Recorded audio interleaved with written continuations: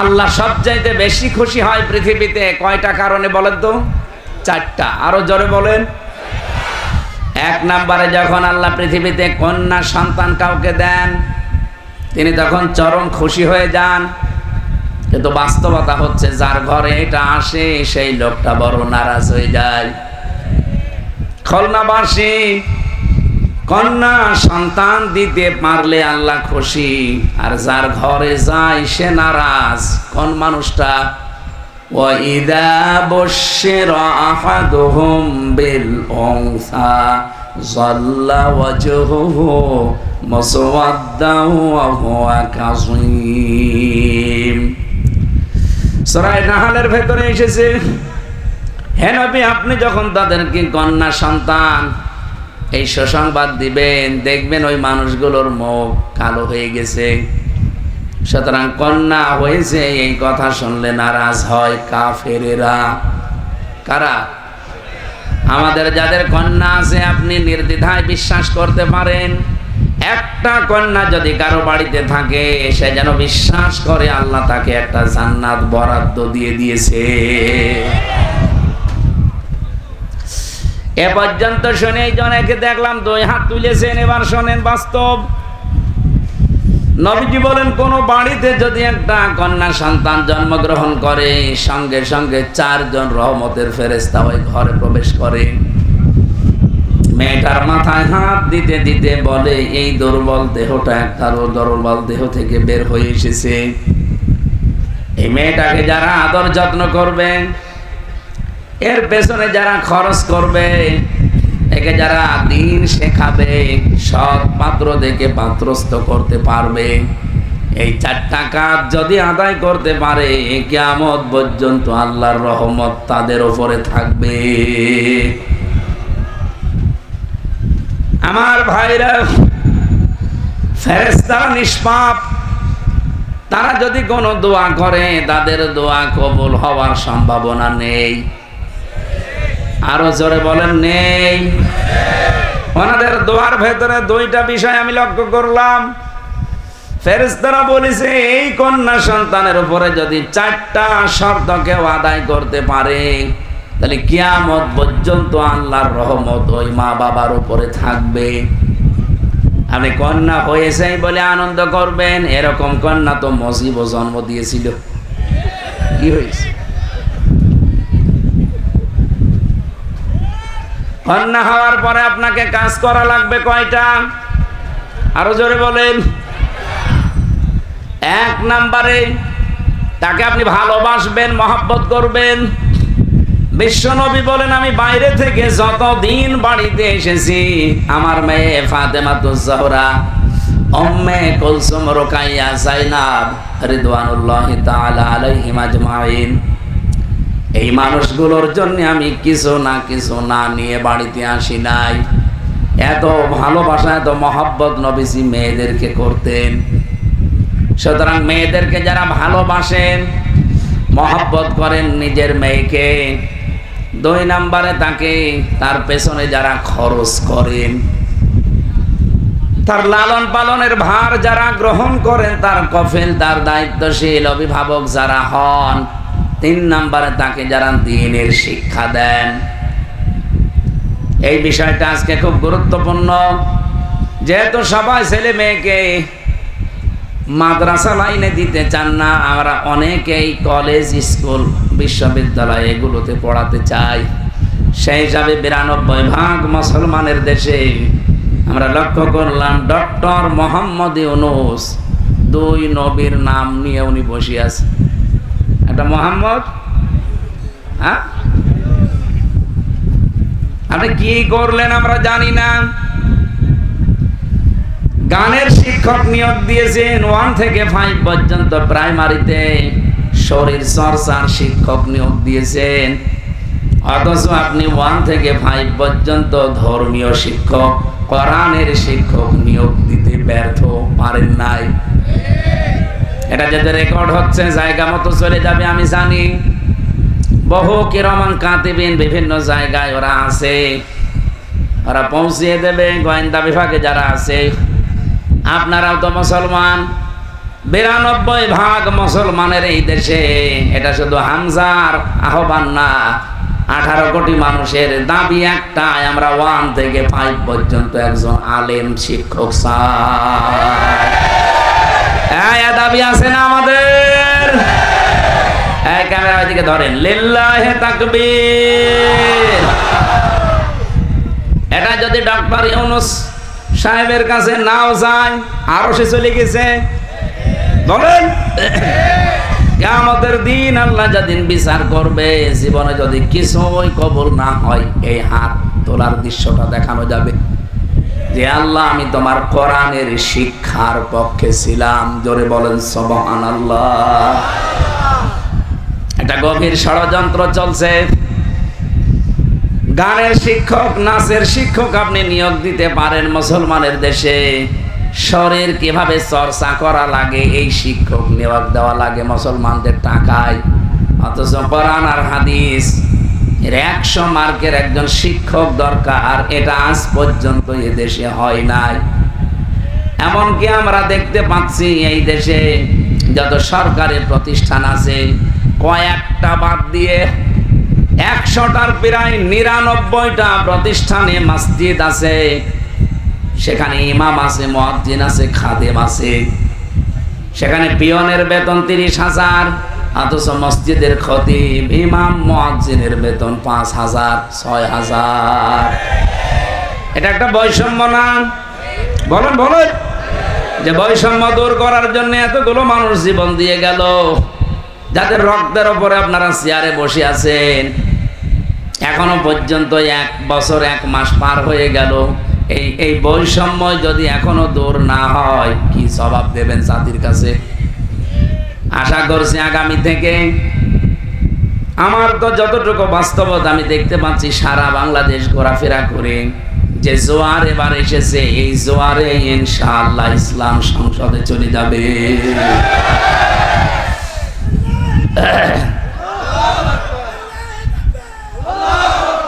আল্লাহ রাব্বুল আলামিন ইসলামকে যদি এইবার সংসদ পর্যন্ত পৌঁছিয়ে দেয়, আমরা কথা দিতে পারি বাংলাদেশ জামাত ইসলামী থেকে সর্বপ্রথম কোরআনের যে নির্দেশ, ওই 4টা কাজ আগে আদায় করা হবে ইনশাআল্লাহ।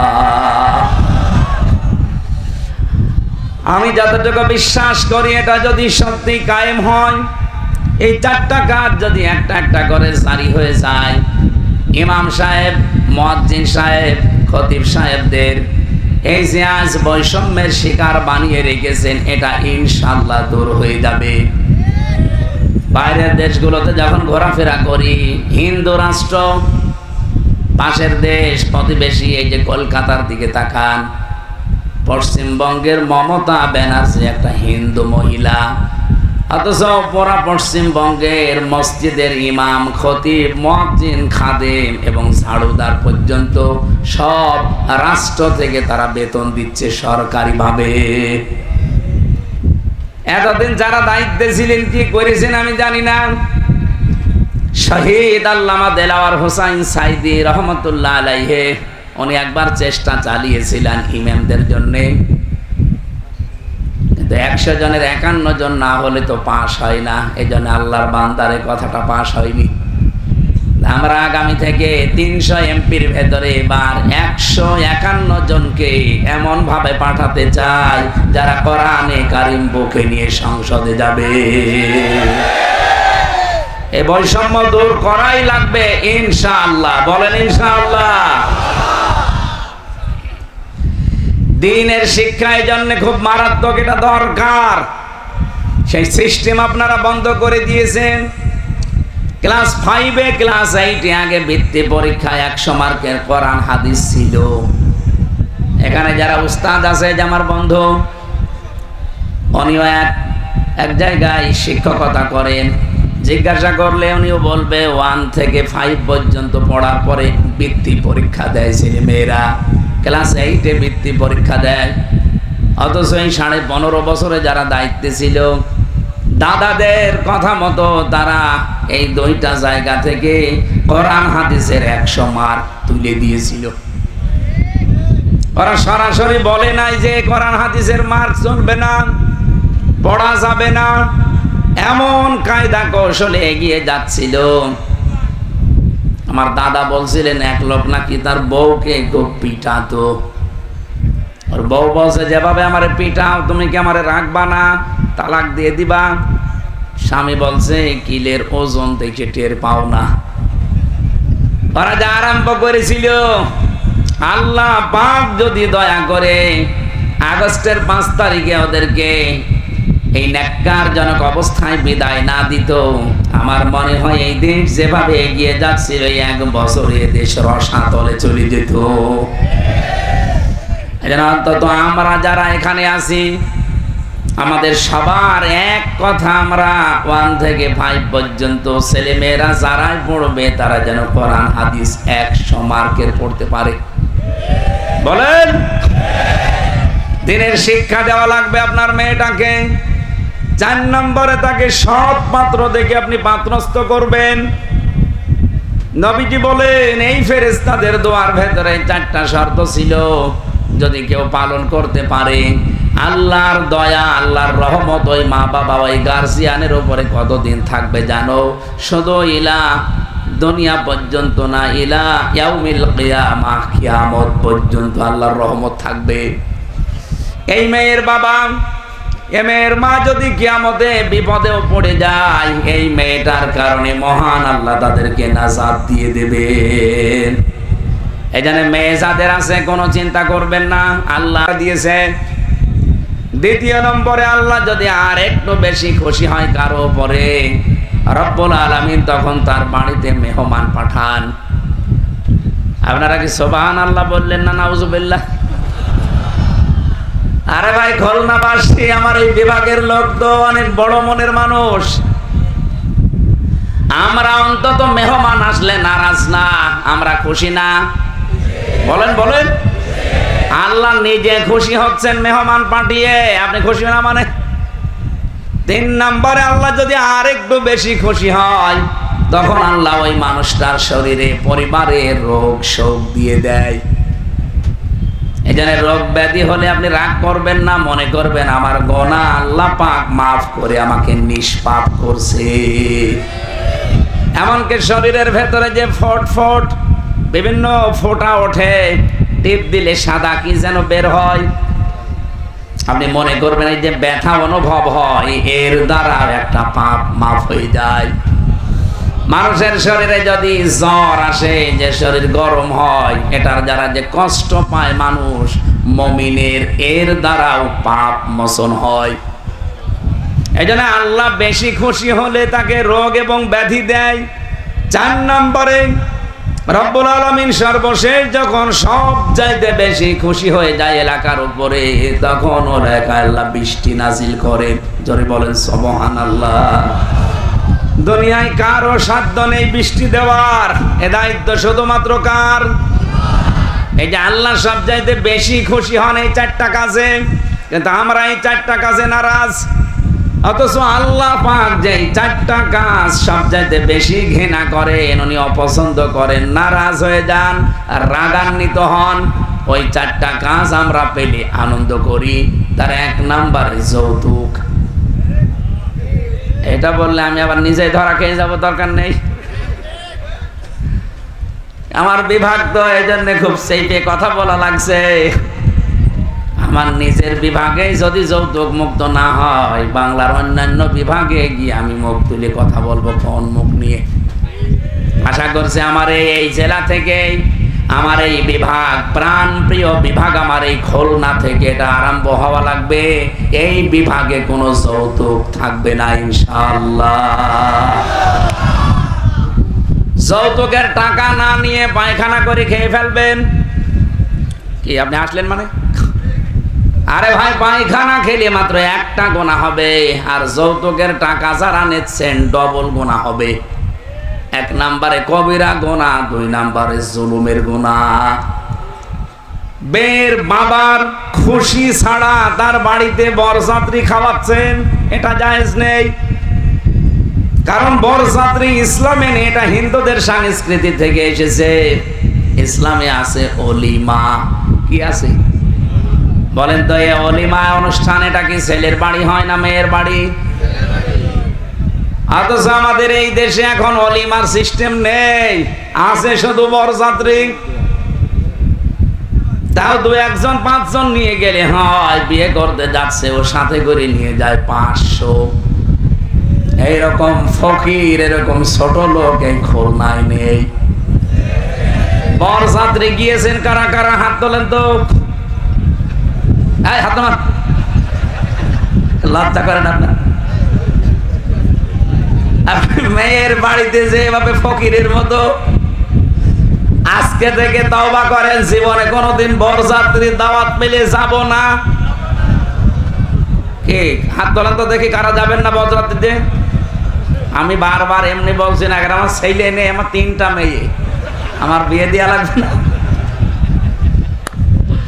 না, তারপর হাদিস যেহেতু এটা আমরা মেনে চলার চেষ্টা করি। আগামীতে বরযাত্রী না অলিমা? আরো জোরে বলেন, অলিমা না বরযাত্রী? কোন বরযাত্রী সিস্টেম থাকবে না ইনশাল্লাহ। এই বিভাগ থেকেই এই সংস্কার আমরা আরম্ভ করতে চাই। বিশেষ করে যারা বিয়ে করবেন, বর এবং বরের বাবা যারা আছেন, যদি যৌতুকের টাকা নেন, আমার মনে হয় সামাজিক ভাবে বয়কট করা দরকার। ঠিক বলছেন? মানে আপনি তো নিজে নিয়ে বসে আছেন। এই কাজটা বন্ধ হওয়া দরকার কিনা বলেন তো? 2 জন মহিলা ছিল আমাদের মাথার উপরে, অথচ এই কাজটা তারা আজ পর্যন্ত বন্ধ করতে পারে নাই। খালি নারীর অধিকার, নারীর অধিকার নিয়ে চিল্লিয়েছে। এটা নারীর অধিকার না, ইসলাম এই অধিকার তাদেরকে দিয়েছে। এবার যদি ইসলাম আসে বাংলাদেশে, ঝাঁটা পিটা করে যৌতুক বিদায় করা হবে ইনশাআল্লাহ। আল্লাহ রাগান্বিত হয়ে যান এই যৌতুকের এই সিস্টেম যখন চালু থাকে। 2 নম্বরে আল্লাহ রেগে যান যেই সমাজে সুদ আর ঘুষ এই দুইটার প্রচলন বেড়ে যায়, আল্লাহ রাব্বুল আলামিন তখন ওই সমাজের প্রতি রাগান্বিত হয়ে যায়। বাংলাদেশে একটা ঘর এখন নেই যেখানে ঘুষ নেই। যদি বলেন যে না আমি ঘুষ খাই না, এটা আমি মানি, কিন্তু বলেন যদি আমি ঘুষ দেই না, না আমি এটা বিশ্বাস করি না। এদেশে এমন একটা সিস্টেম আমরা বানিয়ে ফেলেছি, ঘুষের নাম পর্যন্ত পাল্টিয়ে রেখেছি হাদিয়া। কথা বলেন না কেন? আল্লাহর কোন নিষিদ্ধ বিষয়কে আপনি যতই সুন্দর মোড়ক দেন না কেন, ওটা বৈধ করা সম্ভব? দোকানের নাম লিখে দিয়েছে বিসমিল্লাহ মদের ভান্ডার। সুদ যেটা মারাত্মক, টাকা ছেড়ে রাখে, টাকা আসে 100 টাকায় 120 টাকা দেয়। এ পাবলিক দেশে নেই। খুলনা বিভাগের মানুষেরা আপনারা কিন্তু আরো বেশি সেনসিটিভ থাকা দরকার, কারণ আমি এই খুলনার সন্তান। এই বিভাগের বাইরে যে আমি কিন্তু আর মুখ পাবো না। এই বিভাগ থেকে আমরা এই মুহূর্ত থেকে নিয়ত করব, অন্য ধর্মের যারা আছে তারা যা করে করুক, আমরা মুসলমানেরা ঘুষ সুদ জড়িত হব না। ঘুষের ওইটা সম্ভব না, ওটা রাষ্ট্রের নিয়ম নীতি দরকার। ওটা ইসলাম আসলে ইনশাল্লাহ কায়েম হবে। কিন্তু সুদের এই বিষয়টা আমরা নিজেরাও এখন ছাড়ার চেষ্টা করলে পারি। যারা 100 টাকা দিয়ে রাখেন, মাসে মাসে 120 টাকা নেন, আপনি কি জানেন আপনি কত বড় অন্যায় আছেন? নিজের মায়ের সাথে আপনি জিনা করছেন। আরে ভাই, খাওয়া যায় তাই বলে সব খাওয়া যায়? এই খাওয়াগুলো একটু হালকা বন্ধ করা লাগবে। আপনি সুদ বাদ দিয়ে অন্য কোন সিস্টেমে আপনি চেষ্টা করেন, আমার আল্লাহ বরকত দেবে। সুদের এই ব্যবসায় যারা নিয়োজিত আছেন, আল্লাহর কসম চর্মচোখে দেখতে মনে হবে বিশাল সম্পদের পাহাড় তৈরি হচ্ছে।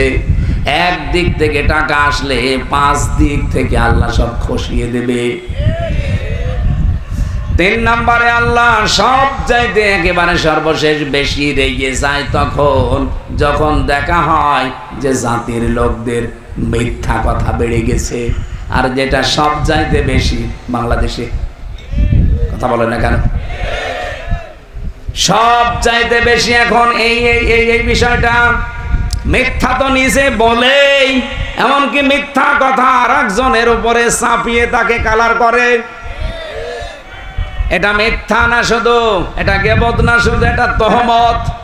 এটা যদি বন্ধ না হয়, যে উদ্দেশ্য নিয়ে আপনি এগিয়ে যাচ্ছেন, জীবনেও তার টার্গেট পর্যন্ত যেতে পারবেন না।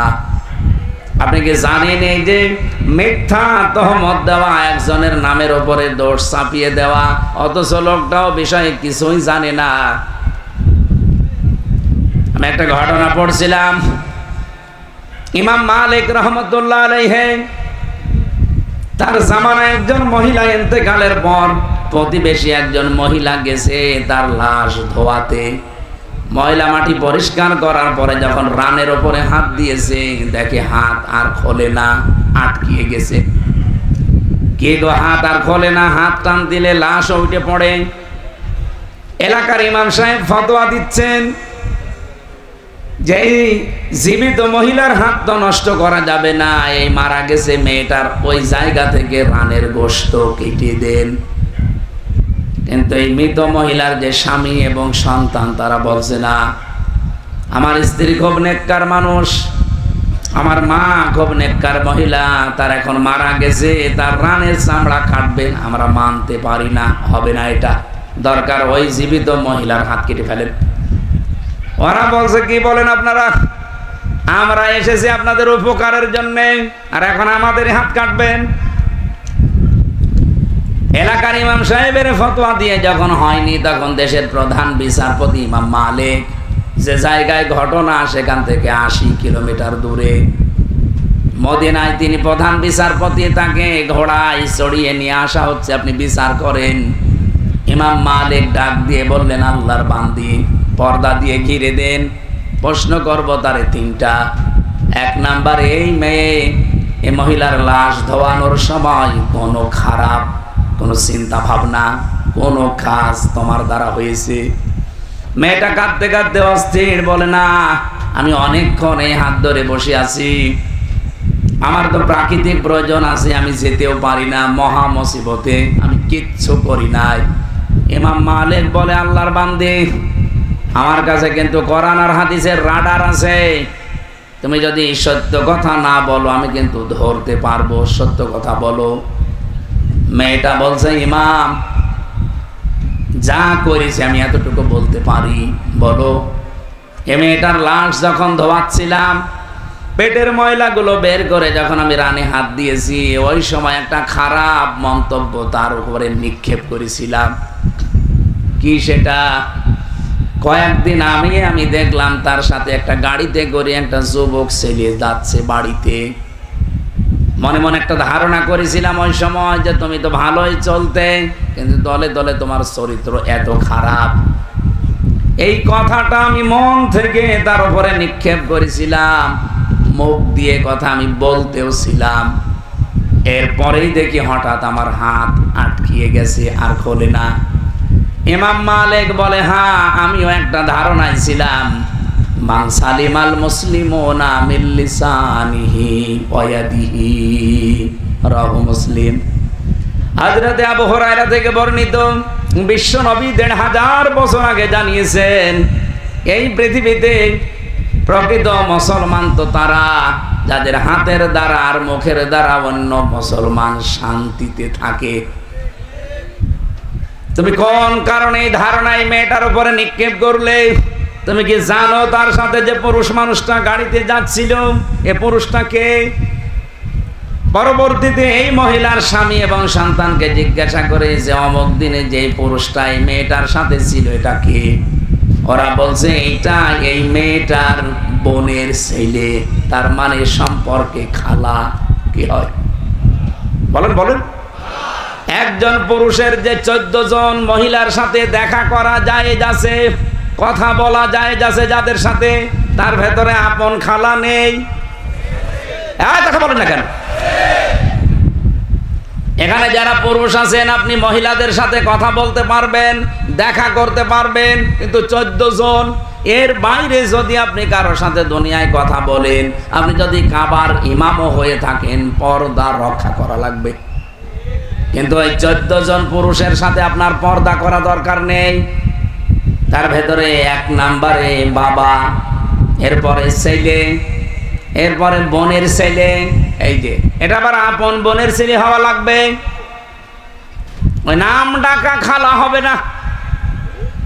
বহু মানুষ আছে রিকশায়, দেখে দুইজন মহিলা রিকশায় উঠতেছে, একটা মুরব্বী একটা যুবতী, মনে মনে করে এটা হয়তো খালার মেয়ে হবে, কিছুই পরিচয় নেই, যে বলে খালা ভালো আছেন।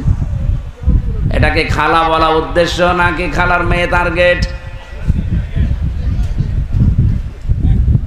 আপনি খালা বললে এটা আপন খালার সাথে পর্দা রক্ষা করা লাগে না, তার সাথে কথা বলা যায়, দেখা করা যায়। এতে নাম ডাকা খালা, চাচা তো খালা, মামা তো খালা, এগুলো বাদ। অথচ বাংলাদেশে আপন খালার সাথে সম্পর্ক ঠিক নেই। কোথায়? যশোরে ধর্ম খালা পাতিয়েছে, বছরে 14 বার যাচ্ছে।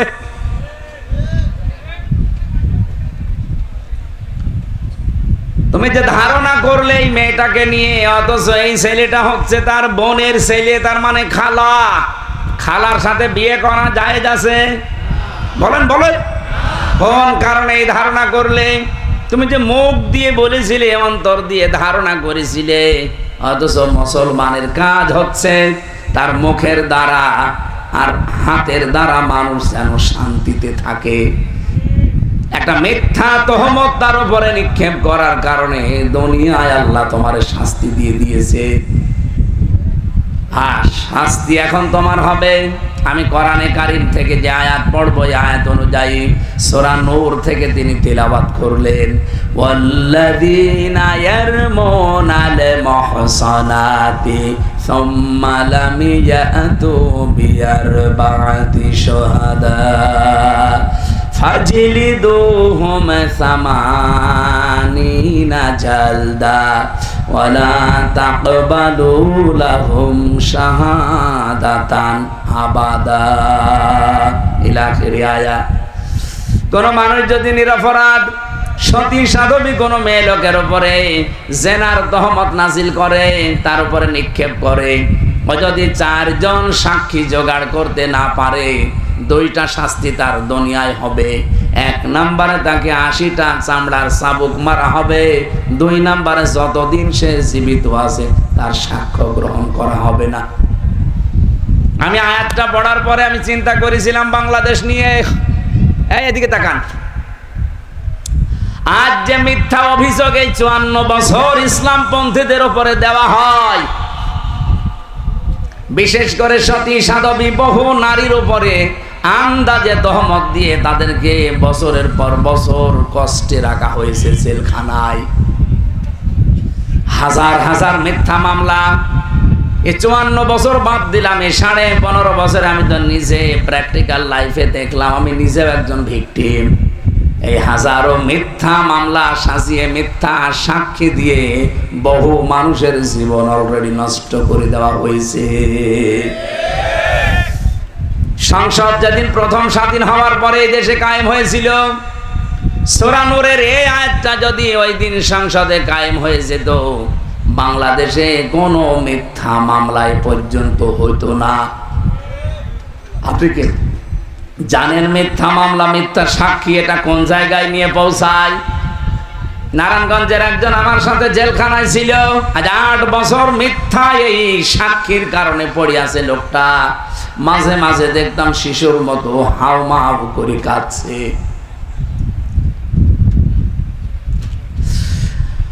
বাংলাদেশের মুসলমানেরা কান খাড়া করে শোনেন, এটা শুধু খুলনার জন্য বলছি না, সারা বাংলাদেশের জন্য।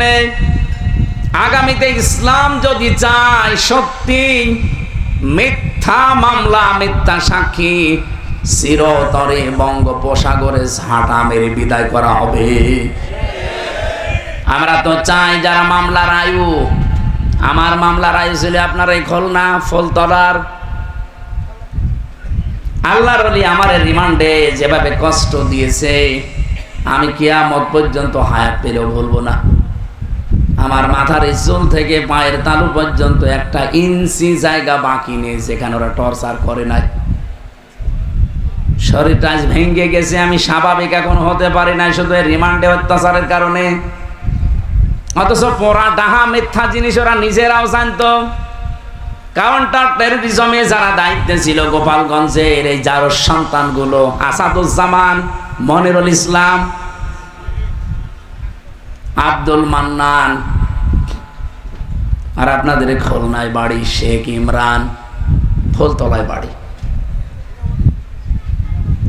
বাকি চিটাগাঙের আতিকুর রহমান ভইয়া, জাহিদ হোসেন, এরকম 12 জন আমার রিমান্ডে যেভাবে অত্যাচার করেছে মিথ্যা জিনিসের উপরে ভর করে, ওরা নিজেরাই এসে বলতো ওই মাটির নিচের ঘরে যে আপনার কোনো দোষ নেই, আমরা জানি।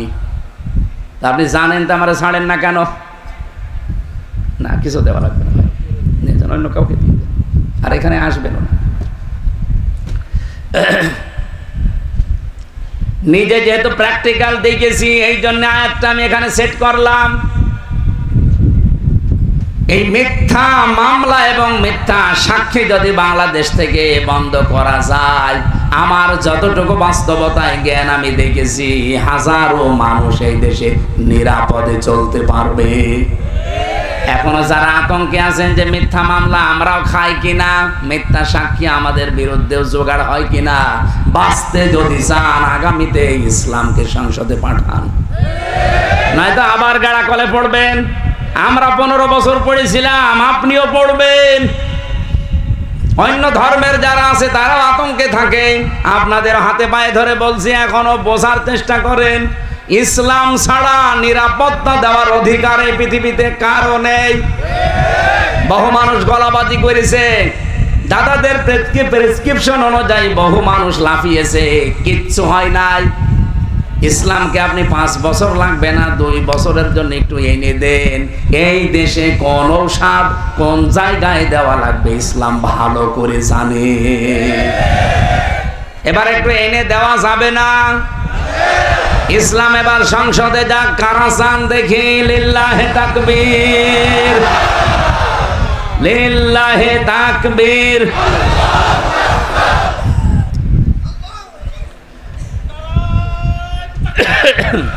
আলহামদুলিল্লাহ ভাই।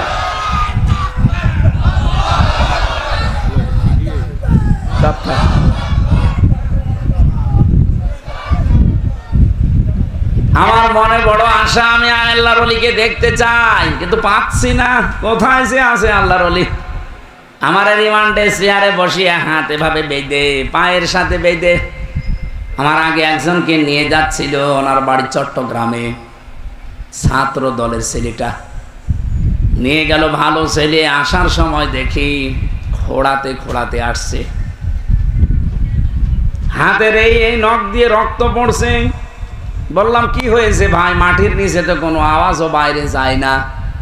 আমারে বলছে, হামজা ভাই, ভালো মানুষ তো নিয়ে গেল, দেখলেন? যাবার পরে এরকম একটা চেয়ারে বসিয়ে দিয়েছে, এই হাত হ্যান্ডকাপ দিয়ে আটকিয়ে দিল, 2 হাত, পায়ের সাথে বেড়ি লাগিয়ে দিল, গলার সাথে একটা বেল্ট বেঁধে দিল, চোখটা কালো কাপড় দিয়ে বেঁধে দিল, একটা সুইচে টিপ দিল। এক টিপ মারলে নাকি 120 বার ঘোরে। মিনিটে যদি 120 বার ঘোরে, সেকেন্ডে কয়বার? বলেন বলেন। আপনি কল্পনা করেন তো নিজেকে ওই জায়গায়। একটা মানুষ সব বাধা চেয়ারের ওপরে, 1 মিনিটে আপনি 120 বার ঘুরবেন। আমার মনে হয় চোখ খুলে দিলে আপনি দুনিয়া 10টা দেখতে পাবেন। হাতের নখের গুলোর দিকে তাকিয়ে দেখি একটা একটা করে প্লাস দিয়ে নখগুলো সব তুলে ফেলেছে। পায়ের দিকে তাকিয়ে দেখি রক্ত ঝরছে, একটা নখও নেই। অপরাধ কি? অপরাধ এতটুকু যে ও বিএনপির ছাত্র দলের লোক। ছাত্র দলের উপরে যদি এই হয়, ছাত্র শিবিরের কেন্দ্রীয় সভাপতি আমার আগে ছিল রিমান্ডে, জনাব দেলাওয়ার হোসেন। আল্লাহর এই বান্দাকে ফুটবলের মতো ওরা পিটিয়েছে। আসাদুজ্জামান নামে এই জারোর সন্তানটা আমারে নিজে রুমের ভেতরে চোখ বেঁধে চেয়ারে বসিয়ে আমারে বলছে, দেলাওয়ারকে আমরা ফুটবলের মতো পিটিয়েছি, লাথিয়েছি। এই মিথ্যা সাক্ষীর কারণে, মিথ্যা মামলার কারণে হাজার হাজার মানুষ এই দেশ থেকে অন্যায়ভাবে বিদায় নিয়েছে, তার জীবনটাও নষ্ট হয়ে গেছে। আগামীতে আবার এই সম্ভাবনা অনেকের জীবনে দেখতে পাচ্ছি। বাঁচতে যদি চান এখনো ইসলামের হাতে দেশটা তুলে দেন, সবাই নিরাপদে থাকবেন। হিন্দু মহাজোটের মহাসচিব গোবিন্দ চন্দ্র পরামানিক, রাজবাড়িতে বাড়ি। সারা বাংলাদেশের হিন্দু মহাজোটের মহাসচিব এই লোকটা। সেদিন আমার সাথে দেখা হয়েছিল, বলছিল হুজুর ইসলাম যদি দেশে আসে আমার বিশ্বাস বাংলাদেশের সব ধর্মের লোকেরা নিরাপদে থাকবে। সে একটা হিন্দু হয়ে বুঝে ফেলেছে, আর আপনি এখনো বোঝেন না। আশা করছি এবার বুঝবেন। এরপরেও যদি আপনার বোঝ না আসে, আমার মনে হয় আপনার বিবেকের ওপরে কুকুরে পোশাক করিস। ও বলছে ঠিক।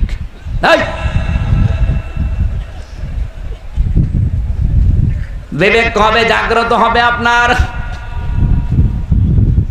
ইমাম মালিক ডাক দিলেন, আল্লাহর বান্দি, সাক্ষী যেহেতু তোমার একটাও নেই, তুমি আন্দাজে ধারণা নিক্ষেপ করেছিলে জেনার, সুতরাং এখন তোমার 2 নম্বরে শাস্তি হবে। তোমার সাক্ষী জীবনে আর কোনো দিন গ্রহণ করা হবে না। আমার মনে হয় যারা মিথ্যা মামলা দেন, মিথ্যা সাক্ষী দেন, 3 বছর 5 বছর 10 বছর 15 বছর পরে মামলাটা খারিজ হয়ে যায়, কোনো প্রমাণ পায় না। এই যে আমার মামলাটা 3 বছর কোনোদিন জামিন দেয়নি, অথচ আগস্টের 5 তারিখের পরে মামলা শুধু তুলতে দেরি, শুধু জামিন না, জামিনও দিয়েছে, মামলা খারিজ করে দিয়েছে। আমি জিজ্ঞাসাও করেছিলাম জজ সাহেবকে যে আপনার কাছেই তো এই মামলা আসতো 3 বছর, তখন তো আপনি জামিন দিতেন না, এখন কি এমন পেলেন যে জামিন না খারিজ করে দিলেন? হুজুর এতদিন আমার হাত বাঁধা ছিল, এখন আমার হাত খোলা আছে। আমরাও চাই এই দেশে যারা দায়িত্বে থাকবে তাদের হাত আবু সাইদের মতো খোলা থাকবে। আর এটা সম্ভব হবে 1628 জন মানুষকে একটু হাত খোলা অবস্থায় পেলে। আর আমরা ওইটাই চাচ্ছি, ইসলাম দিয়ে, মন মতো না। আমেরিকার প্রেসক্রিপশন দিয়ে হবে না, ভারতের প্রেসক্রিপশন দিয়ে হবে না, এটা প্রেসক্রিপশন লাগবে কোরআনের। এগুলো কোরআনে আছে না নেই? ইমাম মালিক বলেছে তোমাকে এখন প্রথমে 80টা বেত মারা হবে চামড়ার চাবুক দিয়ে। 2 নম্বরে কোনো দিন আর বেঁচে থাকতে তোমার কোনো সাক্ষী আর গ্রহণ করা হবে না। এই জন্য যাদের মামলা খারিজ হয়ে যায়, প্রমাণ হয় না, অথচ মাঝখানে তার জীবন থেকে 2-5 বছর 7-10 বছর কেটে যায় জেলখানায়, যেহেতু নিরপরাধ একজন মানুষ, যারাই মিথ্যা মামলা দিয়েছে ওই মামলার আয়ু থেকে সাক্ষী পর্যন্ত প্রত্যেককেই শাস্তির আওতায় আনা দরকার। হ্যাঁ কথা বলুন, এইটার নাম ন্যায় বিচার ছিল। আমার মনে হয় এই সিস্টেম যদি আগামীতে ইসলাম কায়েম করতে পারে, এই দেশে হাজার হাজার মানুষ মিথ্যা মামলা, মিথ্যা সাক্ষী থেকে বেকসুর খালাস পেয়ে যাবে। 1,10,000-এর মতো মানুষ এখনো জেলখানায় আছে সারা বাংলাদেশে। আমার মনে হয় 10,000 মানুষও জেলখানায় থাকার কথা না। আমার সাথে যারা ছিল 100 জনের প্রায় 70 জন নিরপরাধ। আমি তো হিসাব করে দেখতাম, বিশেষ করে বিডিআর যারা, এরা 100 জনের 98 জন নিরপরাধ, 2-1 জনের অপরাধ থাকতে পারে, ওটা স্বতন্ত্র, বাকিগুলো সব এই দাদাদের চক্রান্ত। আমার খুলনাবাসী ইমাম মালিক বললেন, জল্লাদ চামড়ার চাবুক নিয়ে একটা একটা করে 80টা মহিলার পিঠের ওপরে বেত লাগাও। 79টা হয়ে গেছে, কিন্তু হাত খোলে না। জল্লাদ এসে বলে, হুজুর আর একটা বাকি আছে, কিন্তু হাত খোলে না। ইমাম মালিক বললেন, কোরআন আমি 100 ভাগ বিশ্বাস করি, এটা কোনোদিন মিথ্যা হবার না। তোমার একটা যখন বাকি আছে, এবার আর আন্দাজে না, তুমি বিসমিল্লাহ বলে বাকি চাবুকটা নিক্ষেপ করো। উনি বিসমিল্লাহির রহমানির রহিম বলার পরে তিনি আঘাত করলেন, সঙ্গে সঙ্গে হাত চট করে খুলে গেছে। আমি তার জীবনী পড়তে গিয়ে এটা পেয়েছি, পৃথিবীতে কোনো পাপের শাস্তি যদি হয়ে যায়, কিয়ামতের দিন আল্লাহ ওই পাপের জন্য ডবল করে আর বিচার করে না। এই জন্যেই 54 বছরে যে পাপের শাস্তিগুলো অনেকেই নিজে ইচ্ছা করে অপরাধ করেছেন, পাপ করেছেন, তাদের শাস্তিও এই জমিনে হওয়া দরকার। আমার তো 100% বিশ্বাস এই 54 বছরের ভেতরে, এর আগের ইতিহাস বাদ দেন, কারণ ও সময় আমাদের জন্ম হয়নি। আমার জন্মে দেখা এই 24, কথা বলেন না কেন? আমি ধর 71ও দেখিনি, আমি ধর 47 দেখিনি, আমি তো 52 দেখিনি, আমি 24 দেখেছি। সুতরাং এই 24-এর অপরাধীরা একটা যেন ছাড় না পায়। আগেরটা যারা হয়েছে ওগুলো বাদ দেন, ওরা অনেককে মাফ করে দিয়েছে, অনেককে জাতি ক্ষমা করেছে, কিন্তু 24-এরটা জাতি এখনো ক্ষমা করেছে। আমরা চাই এই দৃশ্যমান বিচার খুব তাড়াতাড়ি যেন আমরা দেখতে পাই। কত মানুষ শুধু নির্বাচনের জন্য একেবারে পাগল হয়ে গেছে। আরে ভাই, বিচার যদি স্পষ্ট আপনি দেখতে না পান, নির্বাচন দিয়ে আবার ঠিক ওই 9 সালের মতোই হবে, ওই 14 সালের মতোই হবে, ওই 18 সালের মতোই হবে, সর্বশেষ এই 24 সালের মতো হবে। কথা বলেন ঠিক কিনা? আমরা চাচ্ছি এদেশে আর কেউ যেন মিথ্যা তহমত কারো উপরে দিতে না পারে।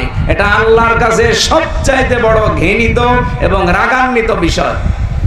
সূরা নেসার 113 নম্বর আয়াত 12 নম্বর আয়াতে এই তথ্যটা আছে, অমাইয়াকাসিব খাতিয়াতান আও ইসমান সুম্মা ইয়ারমি বিহি বারিআন ফাকাদ হিতামালা বহুতানা ওয়া ইসমান মুবিনা। রব্বুল আলামিন বলেন, বহু মানুষ এমন দুনিয়ায় আছে নিজে অন্যায় করে, আর কাজটা যখন হয়ে যায় তখন একটা নিরপরাধ মানুষের উপরে দোষটা চাপিয়ে নিজে সাদোষ আছে। এই চরিত্র বাংলাদেশে আছে না নেই? আপনি টের পাচ্ছেন না কত বড় অপরাধে আছেন? রাজনৈতিক প্রতিহিংসার কারণে আজ এটা বেশি করছে অনেকে। কথা বলে না কেন? রাজনৈতিক শুধু প্রতিহিংসার কারণে একজনকে কালার করার জন্য, ডাউন করার জন্য এমন এমন মিথ্যা তহমত তার উপরে চাপিয়ে দিচ্ছে যেটা শয়তান পর্যন্ত বিশ্বাস করে না। আশা করছি এই সংস্কৃতি বন্ধ হবে, এই দায় চাপানোর সংস্কৃতি। এতদিন করতো এক দলের লোক, এখন দেখছে আর এক দলের লোক উঠে পড়ে লেগেছে, কিছু হলেই অমুকের উপরে দায় চাপিয়ে দাও। কথা বলে না কেন? সিস্টেম নেই দেশে? যে যাই করুক না কেন অমুকের উপরে দায় চাপিয়ে দাও। মনে হচ্ছে ওরা দুনিয়ায় দায় নেওয়ার জন্য জন্ম নিয়েছে। অথচ 1977 সালে প্রতিষ্ঠিত হওয়ার পর থেকে এই 25 সাল পর্যন্ত তাদের একটা কোন সদস্যের বিরুদ্ধে, কর্মীর বিরুদ্ধে ধর্ষণের কোন মামলা সারা বাংলাদেশে নেই। যারা আজ নারীর পক্ষে কথা বলে নিজেদেরকে সফি সাজাতে চান, তাদের বিরুদ্ধে মামলা 30টার উপরে ধর্ষণের। বাকিগুলো তো বললামই না।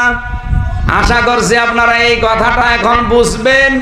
যাদের উপরে যেই দোষ চাপিয়ে দেওয়া হয়, এই দোষ যদি সেই লোকটা না করে, এই অপরাধ আল্লাহ আপনাকে দিয়ে করাবে, এরপরে আপনার মরণ হবে।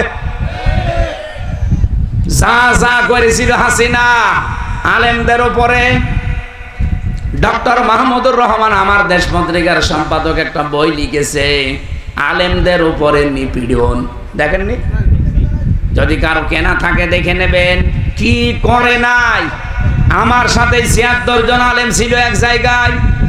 সারা জেলখানার আচরণ একরকম, আরে আলেমদের সাথে আচরণ আর এক রকম। যদি জেলারকে সোফারকে বলতাম এত কড়াকড়ি কারণ, বলে আমাদের উপরে নির্দেশ আছে। কাদের? আর বলতো না। কোরবানির কয়েকদিন আগে তো আমারে ধরেছে, বললাম যে জেলার সাহেব, সোফার সাহেব, আপনি সর্বোচ্চ জায়গায় জেলখানায় একটু অনুমতি দেন যে বাড়িতে 1 মিনিট কথা বলি, যে কোরবানি একটা ওয়াজিব কাজ, এটা দেবে না দেবে না তারা তো গার্জিয়ানের কাছে জিজ্ঞাসা করবে। এত করে তার কাছে আমরা এই 77-76 জন আলেম মিলে কথা বললাম। থোড়াই কি আর কিচ্ছু মনে করলো না। গিয়াসউদ্দিন কুমিল্লায় বাড়ি, ওনারও কিছু করার নেই, কারণ ওনার হাত পা বাঁধা। কিছু করলে ওনারা ট্রান্সফার করে দেবে অথবা চাকরি খেয়ে নেবে। এই ছিল দেশের অবস্থা। যা যা করেছিল আলেমদের উপরে, জনগণের উপরে, আল্লাহ সবগুলো এখন যারা ছিল তাদের উপরে চাপিয়ে দিয়েছে। কোরআনে কারিমের একটা আয়াত বেশি বেশি মনে পড়ছে, সূরা আনআম 30 নম্বর আয়াত। এদিকে তাকান। قد خسر الذين كذبوا بلقاء الله حتى إذا جاءتهم الساعة। রব্বুল আলামিন বলেন, ক্ষতিগ্রস্ত হয়ে গেছে ওই মানুষের জীবন যেই মানুষগুলো পৃথিবীতে এটা বিশ্বাস করে যে আল্লাহর সাথে সাক্ষাৎ করা লাগবে না, আল্লাহর সাথে আমার সাক্ষাৎ হবে, দেখা হবে, এটা যারা বিশ্বাস করেন না, আল্লাহ পাক তাদের জন্য বলেন হঠাৎ করে যখন মরণ চলে আসবে তখন ওই মানুষগুলো পেছনের দিকে তাকাবে আর আফসোস করবে। قالوا يا حسرتنا على ما فرطنا فيها। আমি কি পাঠালাম, এই আয়াতটাতে কত বাস্তব। আমি সেদিন সিঙ্গাপুরে দেখলাম, মালয়েশিয়াতে গিয়েছিলাম, যে হোটেলে উঠি দেখি নিচে দুইজন বসে বসে চা খাচ্ছে। যে বললাম কি এখানে কেন? বলছে হুজুর আমরা আগেই পালিয়েছি। আপনি পালালেন কেন? আপনার না 620টা বাড়ি দুদুকে খুঁজে পেয়েছে, আল জাজিরা রিপোর্ট দিয়েছে আপনার বাড়ির সংখ্যা সারা পৃথিবী মিলে 620টা। অথচ আপনি আজ হোটেলে থাকেন, কিছুই তো ভোগ করতে পারলেন না। কি করলেন জীবনে? আচ্ছা হুজুর দোয়া করেন, দোয়া আসবে আপনার জন্য। বাংলাদেশের বাড়িগুলো নয় জনগণ জ্বালিয়ে দিয়েছে, পুড়িয়ে দিয়েছে। বাইরের দেশে সাহেব পাড়া আছে আপনার, এদিকে তাকান, আপনার বেগম পাড়া আছে, এই সিঙ্গাপুরে বাড়ি আছে, একটাতেও থাকতে পারেন না। এই মালয়েশিয়াতে আপনি বেগম পাড়া সাহেব পাড়া বানিয়েছেন, থাকতে পারেন না, থাকেন আজ হোটেলে প্রতিদিন 20,000 50,000 টাকা করে ভাড়া দিয়ে। এখান থেকেও যদি কেউ শিক্ষা না নেন, আবার যদি ওই ফ্যাসিস্টদের মতো ওই জালেমদের মতো আচরণ কেউ আরম্ভ করেন, অনেকে তো আরম্ভ করে দিয়েছে। বাবা শাহজালাল, মদের কাছে কুত্তা বিড়াল সব হালাল। মনে আছে দেখে বাবার দেশ পেয়েছে, যত রকমের অন্যায় অবৈধ অত্যাচার, বিশেষ করে এই চাঁদাবাজির কারণে যাদের উপায় হয়েছে এই 1 বছর 1 মাসে কোটি কোটি টাকার উপরে। আমি এটা মিথ্যা বললাম? খুলনায় না হতে পারে আমার কুষ্টিয়া। আমি তো নিজে দেখতে পাচ্ছি, কোন মার্কেটে ঢুকতে পারি না, হাউমাউ করে জড়িয়ে ধরে কান্নাকাটি করে যে আর পারি না, সুযোগ যে কবে আসবে এই জালেমদের চিরতরে বিদায় করার জন্য। এখানে যারা চাঁদাবাজি করছেন তারা কিন্তু নিজেকে যেমন ডোবাচ্ছেন, দলকেও ডোবাচ্ছেন। আপনি কি মনে করেন যে চাঁদাবাজি না করলে চলা যায় না? বাংলাদেশ জামাত ইসলামীর বিপক্ষে তো কোনো দিন আজ পর্যন্ত চাঁদাবাজির একটা মামলা পেলাম না। তারা চলছে কি করে? আপনি অবৈধভাবে ইনকাম করছেন করেন, কিন্তু সাবধান বাণী আল্লাহর আমার না, আমি শুধু অ্যাডভার্টাইজ করছি। আপনি যদি এই 1 বছর 1 মাসে 500 কোটি টাকার মালিক হন, ও তো 620টা বাড়ি বানিয়ে একটাও থাকতে পারে না। আপনি 500 কোটি টাকার মালিকও যদি হন, 1 টাকাও ভোগ করতে পারবেন না। এগুলো তো যাবেই, আরো নিজের বাবারটাও যাবে। আমি এটা বানালাম। অহুম ইয়াহমিলুনা আওজারহুম আলা যুহুরিহিম। আল্লাহ পাক বলেন এই মানুষগুলো তাদের পাপের বোঝা পিঠের উপরে বহন করে নিয়ে যাচ্ছে, যাবে। আল্লাহ যদি এখানে ঝাড় দিতেন আমি আয়াত পড়তাম না। আল্লাহ দিয়েছেন আওজার, এরপরে দিয়েছেন ইয়াহমিলুনা। এটা মজারে, বর্তমান, ভবিষ্যৎ, প্রেজেন্ট, ফিউচার। সুতরাং যারা মানুষের সম্পদ আত্মসাৎ করা, ফাঁকি দিয়ে খাওয়া, অন্যায় ভাবে ঘুষ সুদের মাধ্যমে ভক্ষণ করা, চাঁদাবাজি করা, আপনি কি টের পাচ্ছেন কি হয়ে যাচ্ছে? কিয়ামতের ওই কঠিন ময়দানে আপনার পাপের বোঝা কিন্তু শুধু ওই 10 কেজি 20 কেজি থাকবে না, বাড়তেই থাকবে। আমি আউসারের ব্যাখ্যা পড়ছিলাম, মুফাসসির সাইয়্যিদ কুতুব রহমাতুল্লাহ আলাইহি ফি জিলালিল কোরআনে লিখেছেন, এই দুনিয়ার ময়দানে কেউ যদি 50 বছর হায়াত পেয়ে 50 মন গুনাহ করে মরে যায়, কিয়ামতে তার মাথার উপরে পিঠের উপরে 50 মন গুনাহ আল্লাহ চাপিয়ে দেবে, তার বিচার শেষ। কিন্তু একটা মানুষ যদি 50 বছরে গুনাহ করেছে 50 মন, ঠিক আছে, এমন এমন কাজ সে আঞ্জাম দিয়ে গেল, কিয়ামত পর্যন্ত তার এই পাপের বোঝা বাড়তেই থাকবে। এমন গুনাহ দেশে নেই? বলেন বলেন। আপনি এমন একটা ছাত্র সংগঠন বানিয়ে গেলেন, আপনি মরে গেছেন, কিন্তু তারা তো থেমে নেই, তারা বিশ্বজিৎ কেউ ছাড়ে না। এরকম ছাত্র সংগঠন নেই? বিশ্বজিৎকে যে কুপিয়েছিল ওই ছেলেটা আমার সাথে জেলখানায় ছিল, শাওন, এই খুলনায় বাড়ি, কপিলমুনি, কপিলমুনি আছেন একটাকে যায়, ওই জায়গায় বাড়ি। কয়েকদিন আগে তার মা বাবা হাউমাউ করে কাঁদছিল, আমারে বলছে একটু দেখেন ছেলেটার কতদিন ছেলে থাকবে। এক বাবের এক ছেলে। আপনি মারা গেলেন, কিন্তু আপনার ছাত্র সংগঠন এমন, ওরা বসে নেই, ওরা মানুষকে কুপিয়ে মারে, ওরা পাথর দিয়ে মারে। আপনি মরে গেছেন 50 মন গুনাহ নিয়ে, আপনার এই দলীয় লোকজন যতদিন দুনিয়ায় টিকে থাকবে, ওরা যত অপরাধ করবে, ফ্লাক্সি লোড হয়ে আপনার আমলনামায় যেতেই থাকবে। গুনাহ ছিল 50 মন, কিয়ামত আসতে আসতে গুনার পাল্লা হবে 500 মন। হ্যাঁ, কথা বলেন। এরকম জীবন বাংলাদেশে কারো নেই। এতটুকু বলে আল্লাহ শেষ করেন, এর পরেরটা আর মারাত্মক। আল্লাহ পাক বলেন, আলা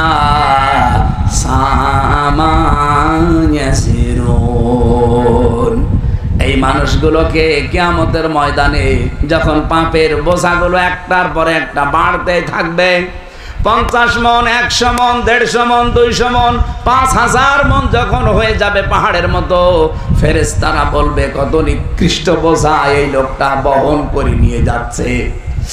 ও বাংলাদেশের রাজনৈতিক নেতারা, নিজেরা তো অপরাধ করছেন, এমনকি মানুষ দিয়ে যারা অপরাধ করাচ্ছেন, একটু বিবেকের কাছে প্রশ্ন করেন, আপনার গুনাহ 500 মন ছিল, কিয়ামতের দিন যদি 50,000 মন হয়ে যায়, ফেরেশতারা যদি দেখে বলে কত নিকৃষ্ট বোঝা এ নেতা বহন করে নিয়ে যাচ্ছে, ও লজ্জা রাখবেন কোথায়? আশা করছে আপনার বিবেকের উপর একটা ধাক্কা দেবে আয়াতটা। বাড়িতে যে সূরা আনামের 30 নম্বর আয়াত একটু ব্যাখ্যা সহ পড়েন, দেখবেন আপনি পরিবর্তন হতে পারবেন। কোরআনও যদি আপনার পরিবর্তন আনতে না পারে, আপনি বিশ্বাস করতে পারেন আপনার কপালে আর হেদায়েত নেই। কথা বলেন ঠিক কিনা? সুতরাং আল্লাহ যে 4টা কাজে সবচাইতে বেশি রাজি, আর যে 4টা কাজে সবচাইতে বেশি নারাজ, আল্লাহ আমাদেরকে এখান থেকে মাহফুজ রাখেন, বলেন আমিন। যেহেতু রবিউল আউয়াল মাস, এই কেন্দ্রিক একটা আয়াত পড়েছি, তাফসীর আকারে কথা বলতে চাচ্ছি। সূরা আনামের 50-51 নম্বর আয়াত।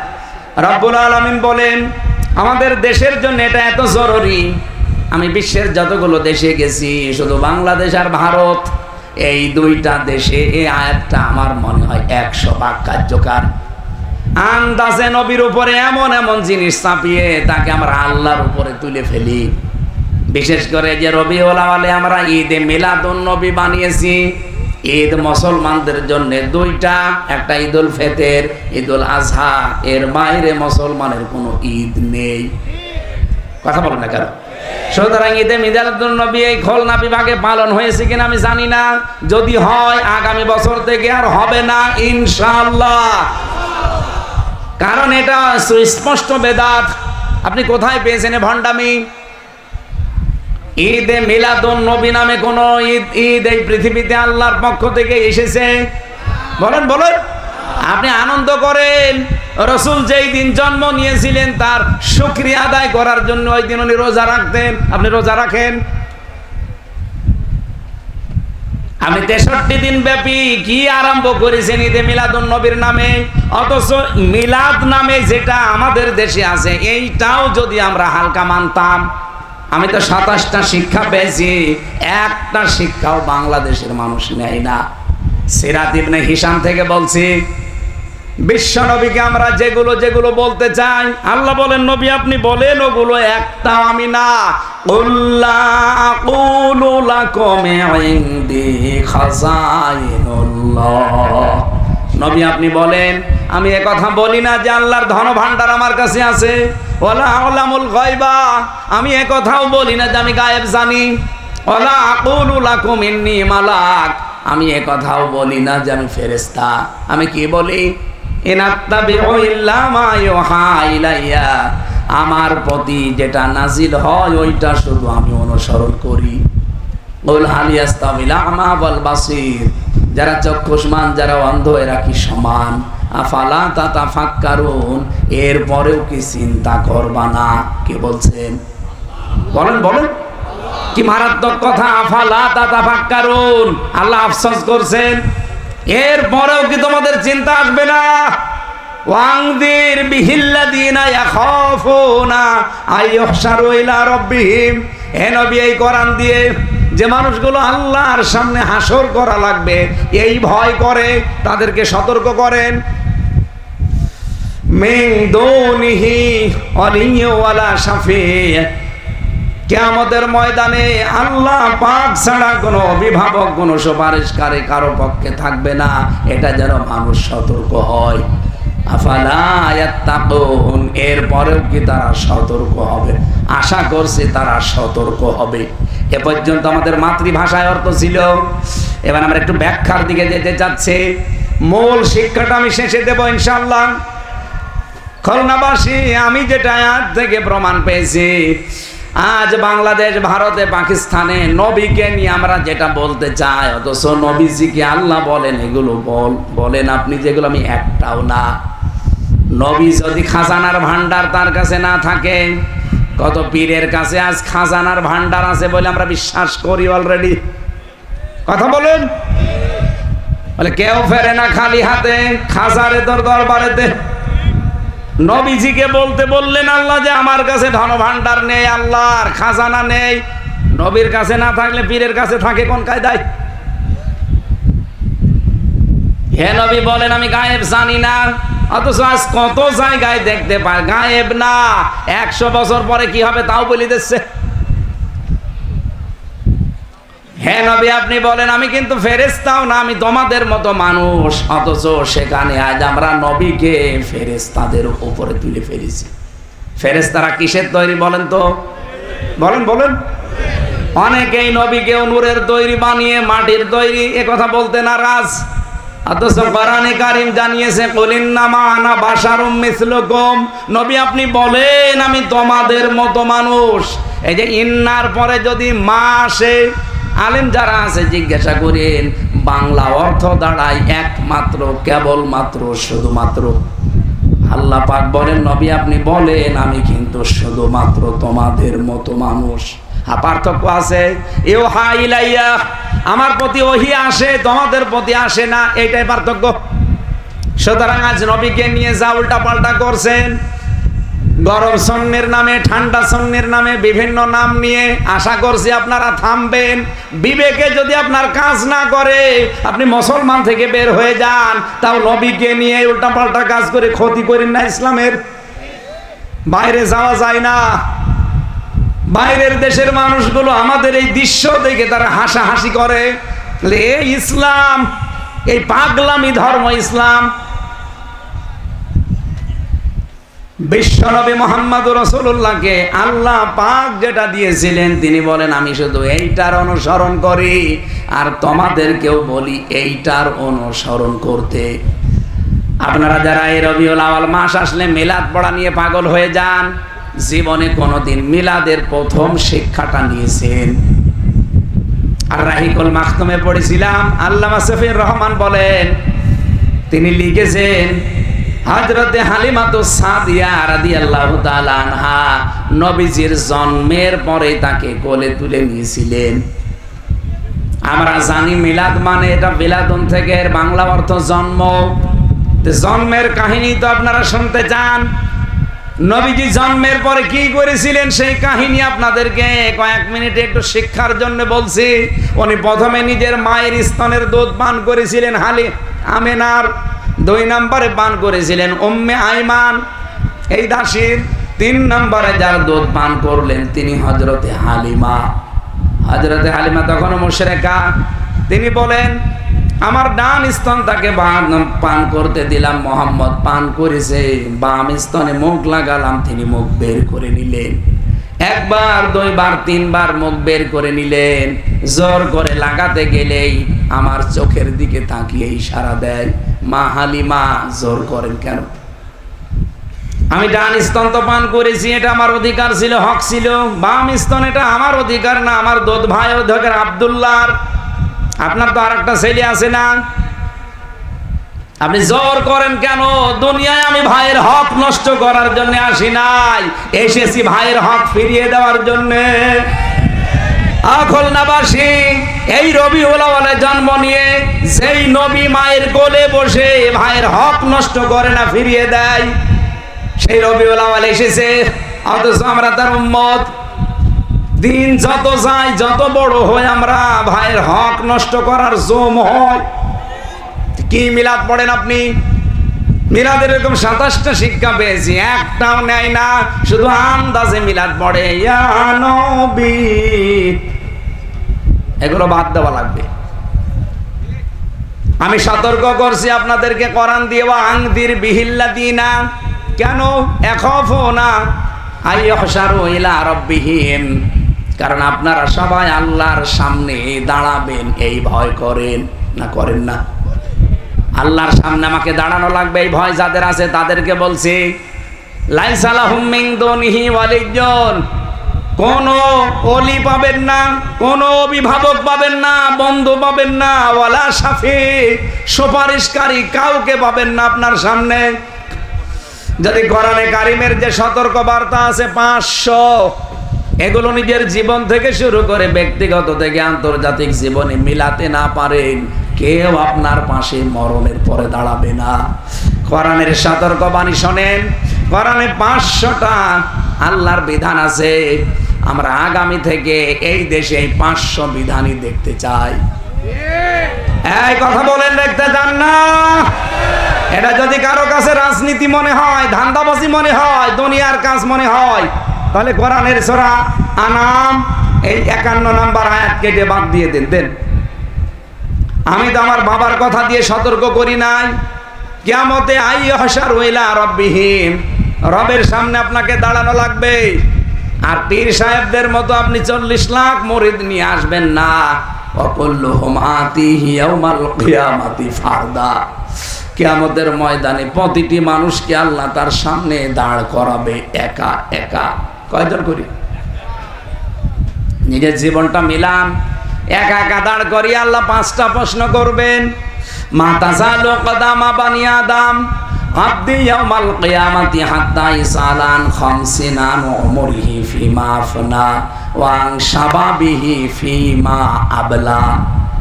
কিয়ামতের দিন 5টা প্রশ্ন করব তোদেরকে, সঠিক জবাব দেওয়া ছাড়া সামনেও যেতে পারবি না, পেছনেও যেতে পারবি না, জায়গায় দাঁড়িয়ে থাকবি। 1 নম্বরে তোর জীবন দিয়েছিলাম 60, 70, 80 বছর, কিভাবে কাটালি ওইটা বল। 2 নম্বরে যৌবন দিয়েছিলাম, এটা কোথায় কাটিয়েছিস বল। ও বাংলার যুবকেরা, সামনে কিন্তু সময় আসছে যৌবনের কঠিন সিদ্ধান্ত নেওয়ার। এবার যদি ভুল করেন সারা জীবন বেকার থাকবেন। আর ইসলামের হাতে তুলে দেন, আপনার কর্মসংস্থানের দায়িত্ব ইসলামের। বাংলাদেশের যুবকেরা বাইরে যেয়ে দেখি রাস্তা ঝাড়ু দেয়, টয়লেট সাফ করে, থালা বাসন ধোয়, অথচ এই যুবকদের এই দেশে হাজার হাজার লক্ষ লক্ষ কর্মসংস্থান তৈরি করার পরিবেশ আছে। শুধু নেতাগুলো সৎ হওয়া লাগবে। সেদিন আমেরিকাতে এক মন্ত্রীর সাথে দেখা, মানে বলছে হুজুর আমি ভালো হয়ে গেছি, এই দেশে যে বাজেট হয় আপনারা তো সামনে ইসলামকে নিয়ে যেতে চান, জনগণকে জানাবেন 100 টাকা যদি বাজেট হয় রাস্তার জন্যে, 3 টাকা খরচ হয়, আর বাকি 97 টাকা আল্লাহর ওলিরা খেয়ে ফেলে। আমরা আগামীতে এরকম ওলিদের হাতে দিতে চাই। বলেন বলেন। যারা 100 টাকার 97 টাকা খেয়ে ফেলবে, 3 টাকার কাজ করবে, এরকম মানুষ দিতে চান? যারা 100 টাকার 100 টাকায় কাজ করবে। আমিরে জামাত ডাক্তার শফিকুর রহমান এই ঘোষণায় সব মহাসম্মেলনে দিয়েছিল, মহাসমাবেশে তার সর্বশেষ ঘোষণা ছিল, জামাত ইসলামী থেকে যদি কেউ এমপি হয়, মন্ত্রী হয়, যা বাজেট হবে ওইটাই সে খরচ করবে। এর চাইতে বলার আর বেশি কিছু নেই। এরপরেও যদি দেশের মানুষের আস্থা তৈরি না হয়, আমার মনে হয় এই দেশের মানুষ দিয়ে আর হবে না, ফেরেশতা লাগবে। ফাত্তাবিউস সিরাতাল আযম, ইবনে মাসউদ থেকে বর্ণিত, নবীজি বলেন, যাদের দ্বারা ইসলাম কায়েম হওয়ার সম্ভাবনা দ্রুত, তোমাদেরকে আদেশ দিলাম সেই দলকে সাপোর্ট করবা, পেছনে থাকবা, ইত্তেবা করবা। বাংলাদেশে যত দল কাজ করছে, আমার পর্যবেক্ষণ, আমার অবজারভেশন এইটা, বাংলাদেশে ইসলাম তাড়াতাড়ি কায়েম করতে পারে এই মুহূর্তে বাংলাদেশ জামাত ইসলামী। আপনি দেখেন, ইউনিয়নের এই মেম্বার থেকে একেবারে আন্তর্জাতিক পর্যায় পর্যন্ত প্রত্যেকটা জায়গায় তাদের সৎ এবং যোগ্য লোক ঠিক করা আছে। অন্য কোন দলের হাতে দিলে এই পরিমাণে আপনি পাবেন না, তাদের লোকও নেই। এই কথা বললেন না কেন? এটাকে আপনার কাছে রাজনীতি মনে হচ্ছে? এই হাদিস ফাত্তাবিউস সিরাতাল আযম, যাদের দ্বারা দ্রুত ইসলাম কায়েম হওয়া সম্ভব, এই উম্মতদেরকে আমি আদেশ দিলাম তাদের পেছনে থাকবা। এই আদেশকে আমি বানালাম, নবীর কথা আমি অ্যাডভার্টাইজ করেছি, কোরআন দিয়ে সতর্কবার্তা এখানে 500টা ছিল। সকাল থেকে আমার প্রোগ্রাম আবার শুরু, 11:30 পার হয়ে গেছে, আর কথা বলা ঠিক হবে না। আজকে যতটুকু বলেছি এতটুকুই আমল করার তৌফিক কামনা করছি। আল্লাহুম্মা আমিন। লা ইলাহা ইল্লা আনতা সুবহানাকা ইন্নী কুনতু মিনাজ জালিমিন। সময় মারা গেছে, দোয়া চাইছে, আর ডাকসুর জন্য আমাদের দোয়া চাই। রব্বানা যালামনা আনফুসানা ওয়া ইল্লাম তাগফির লানা ওয়া তারহামনা লানাকুনান্না মিনাল খাসিরিন। এই মোনাজাতটা বসে করেন, যেখানে আছেন বসে মোনাজাতটা করেন। ভাই বসেন বসেন। রব্বুল আলামিন, খুলনা জেলার দিকে তাকাও। এই দৌলতপুর থানা, লক্ষ লক্ষ নারী পুরুষেরা আমরা এক জায়গায় হাজির হয়ে রবিউল আউয়ালে কোরআনে কারীম থেকে কয়েকটা কথা শুনেছি। কিসে তুমি বেশি খুশি, কিসে তুমি বেশি নারাজ? আল্লাহু আলাইহি ওয়া আলা আলিহি ওয়া সাহাবিহিল কিরাম মাদামা শামসু ওয়াল কমারু বিজরিয়ান ওয়ান নাজমু ওয়াশ শাজারু ইয়াসজুদান والسماء رفعها ووضع الميزان فقد قال الله تعالى في كلامه المجيد وبرهانه التوحيد. এই কি আরম্ভ করেছেন? দাঁড়িয়ে আছেন, দাঁড়িয়ে থাকেন, আওয়াজ করবেন না। কথাবার্তা করেন, এইভাবে ক্লাস করে মানুষ। স্বেচ্ছাসেবক ভাইরা সাবধান, কথা বলবেন না ভাই। যে যেখানে বসে আছে, দাঁড়িয়ে আছে, শুয়ে আছে, থাক, যার যা ভালো লাগে করে দিন। আর এসব জায়গা ফাঁকা রেখেছেন, কি সমস্যা? এখানে বসতে দিলে মানুষগুলো বসতে পারে না।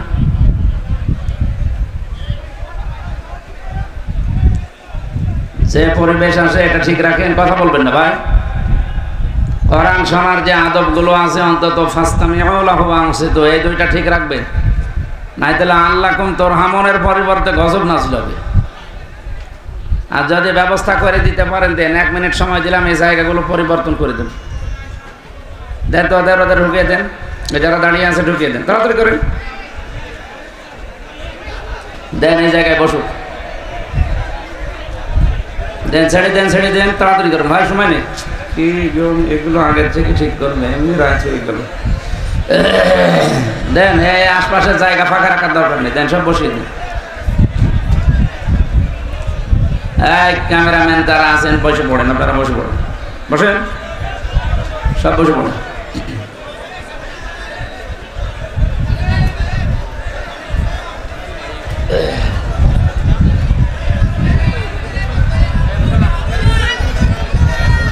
বসেন বসেন।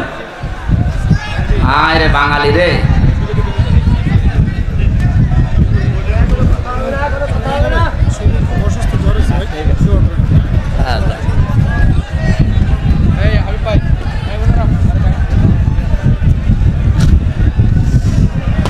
বসেন, এবার বসেন, আপনারা বসেন, বসে পড়েন, আমি ঠিক করছি, বসেন। এই আপনার সব যান যান যান যান যান।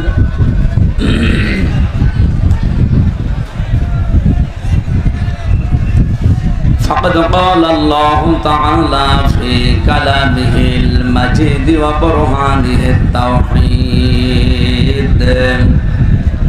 এবার জবান করে, কথাবার্তা বন্ধ করে জবান করে পড়েন। আউযু বিল্লাহি মিনাশ শাইতানির রাজীম। বিসমিল্লাহির রহমানির রহিম।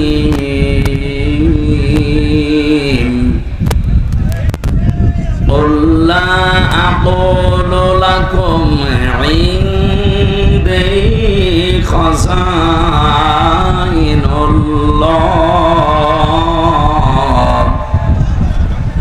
ওয়ালা আ'লামুল গায়বা ওয়ালা আকুলু লাকুম ইন্নী মালাক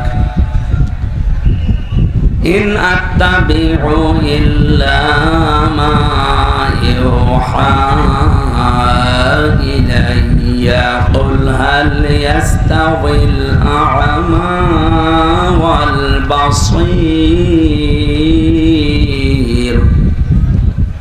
আফালা তাতাফাক্কারুন وأنذر به الذين يخافون أن يحشروا إلى ربهم ليس لهم من دونه ولي ولا شفيع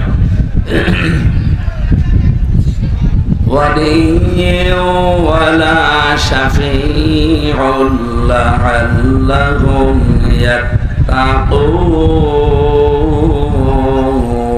يتقون صدقت يا ربنا عن ابن مسعود رضي الله تعالى عنه قال قال النبي صلى الله عليه وسلم فاتبعوا الصراط الأعظم إلى آخر الحديث رواه مسلم وقال تعالى في شان حبيبي إن الله وملائكته يصلون على النبي يا أيها الذين آمنوا صلوا عليه وسلموا تسليما اللهم صل عليه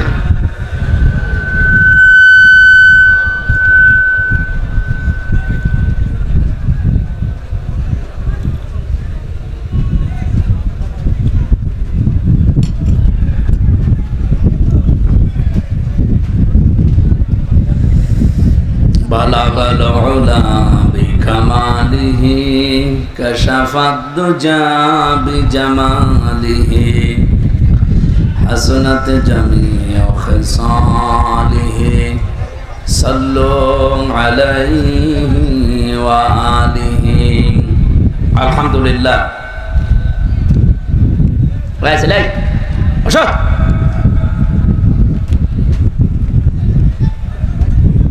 এখানে কেউ উঠবেন না, 1-1.5 ঘন্টা বসতে পারবেন না। সামনে এসেছেন কেন?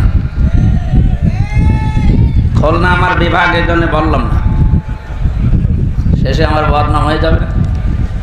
আপনি 1-1.5 ঘন্টা বসে থাকতে পারেন না, আপনার বিয়ে দিলে বউ টেকবে? শেষে দেখা যাচ্ছে যে আমার বিভাগেরই বদনাম হয়ে যাচ্ছে, বিভাগের বিয়ে শাদী সব বন্ধ। কিছু বলতেও পারছে না, আপনারা উঠবেন না। ভাই এটা রেকর্ড হচ্ছে, দেখছেন না? সারা দুনিয়া চলছে এখন। নিজেদের সম্মান নিজেরা বজায় রাখেন, নষ্ট যেন না হয়। অন্য বিভাগ হলে আরো উল্টাপাল্টা বলতাম, কিছু বলার নেই, সব সহ্য করা লাগছে। বাংলাদেশের ঐতিহ্যবাহী জেলা খুলনা, এটা মনে হয় কি যেন দৌলতপুর থানার অন্তর্গত মহেশ্বর পাশা সাড়াডাঙ্গা ময়দানে যুব সমাজের উদ্যোগে 2 দিন ব্যাপী, যদিও এটা সিরাতের মাস চলছে আপনারা জানেন, রবিউল আউয়াল আরম্ভ হয়ে গেছে অলরেডি, আজকে 14 তারিখ।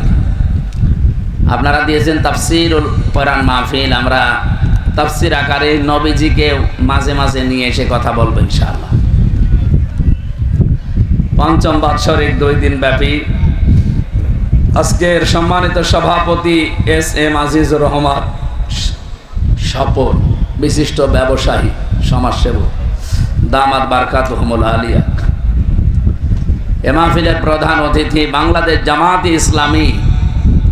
এই নামটা বললে শুনলে এখন আমাদের কলিজা ভরে যায়, তো কিছু মানুষের আবার সমস্যা, ওরা সেই মানধাত আমলে আছে। এই 54 বছর পর্যন্ত যারা এই শব্দটা বিক্রি করে খেয়েছে, এখন আবার অনেকে এই নতুন ভাবে উঠে পড়ে লেগেছে এই 54 বছরের ভাঙা বাক্স নিয়ে। ওরা জামাত ইসলামী বাংলাদেশের উপরে এই 54 বছরে যেটা চাপিয়েছে, 100 ভাগের 92 ভাগ মিথ্যা। এটাকে আমি বানিয়ে বলছি? হ্যাঁ, বদরুদ্দিন ওমর গতকালকে ইন্তেকাল করেছে, মারা গেছে। ওনার উক্তি আছে দেখেন, প্রায় 15টা মতো উক্তি পড়লাম। তার ভেতরে প্রথম উক্তিটা ওনার ঐতিহাসিক, এইটা বাংলাদেশে মুক্তিযোদ্ধা নিয়ে যে সমস্ত ইতিহাস লেখা হয়েছে, বই আছে, এর অধিকাংশ 100 ভাগের 92 ভাগ মিথ্যা। সুতরাং এতদিন জাতিকে যা খাওয়িয়েছেন, শুনিয়েছেন, এগুলো সব মিথ্যা, ধোঁকাবাজি, প্রতারণা ছাড়া আর কিছু না। আপনি রাগ করলেও এই সত্য কথা আমার বলা লাগবে। পৃথিবী এখন অলরেডি প্রমাণ পেয়ে গেছে, বাংলাদেশ জামাতি ইসলামী একমাত্র দল এই বাংলাদেশে যারা এই দেশের স্বাধীনতা সার্বভৌমত্বকে টিকিয়ে রাখতে জীবন দিয়ে হলেও চেষ্টা চালাচ্ছে।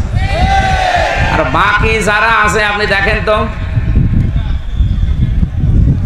এই জন্যে আমার মনে হয় এই মিথ্যা এবং ভাঙ্গা বাক্স এতদিন হাসিনা যেটা বাজিয়েছে, এটা যেন সামনে আর কেউ না বাজায়। বাজালে আপনি কিন্তু নিজের পায়ে নিচে কোড়াল মারবেন। আপনি রাজাকারের ধোয়া তোলেন এতদিন পরে, তালিকা বানিয়েছে না মুক্তিযোদ্ধা মন্ত্রণালয় থেকে, যারা আমাদেরকে রাজাকার বলে, রাজাকারের বাচ্চা বলে, অথচ তাদের দলে রাজাকার 1040 জন।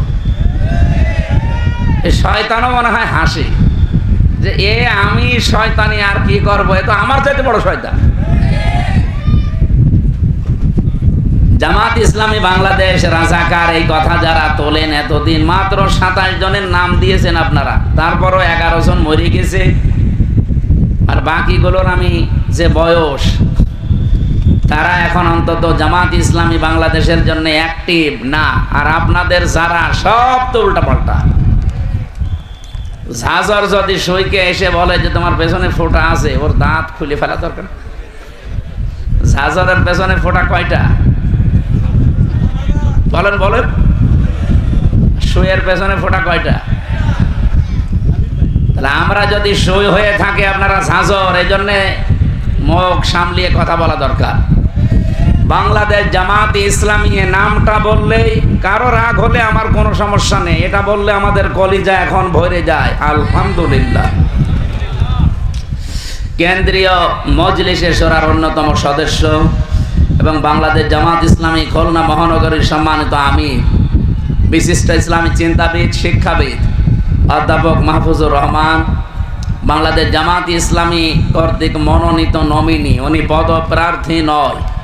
বাংলাদেশ জামাত ইসলামী থেকে সারা বাংলাদেশে এমপির ঘোষণা যাদেরকে দিয়েছে, এরা একজনও পদপ্রার্থী না, সবগুলো নমিনি।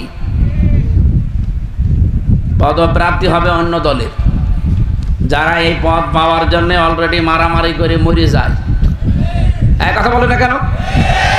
বাংলাদেশ জামাত ইসলামী থেকে 300 জনের নাম ঘোষণা হয়েছে। আজ পর্যন্ত শুনেছেন কেউ বলেছে যে আমারে দেওয়া লাগবে? পদ যদি চায় তারা কিয়ামত পর্যন্ত পাবে না। অন্য দলকে আমরা দেখেছি ওরা পদ পাওয়ার জন্যে চেয়ার দিয়ে তার কর্মীদেরকে অলরেডি আধা মারা করে ফেলেছে, অনেকে মেরেও ফেলেছে। সুতরাং বাংলাদেশের মানুষের বিবেক যে কবে খুলবে আমার তো কেমন যেন লাগে এদের এই আচরণগুলো দেখলে। আশা করছি এই দেশের মানুষের বিবেক এবার জাগ্রত যেটা হয়েছে এটা যেন জাগ্রত থাকে, ঘুমিয়ে না পড়ে। ঘুমিয়ে পড়বেন না, জেগে থাকবেন। কারা কারা দেখে লিল্লাহে তাকবীর। দেখেন তো হাত তোলেনি কে? দেখেন দেখেন, আলহামদুলিল্লাহ, যাক ঠিক আছে। এই ঠিক আছে।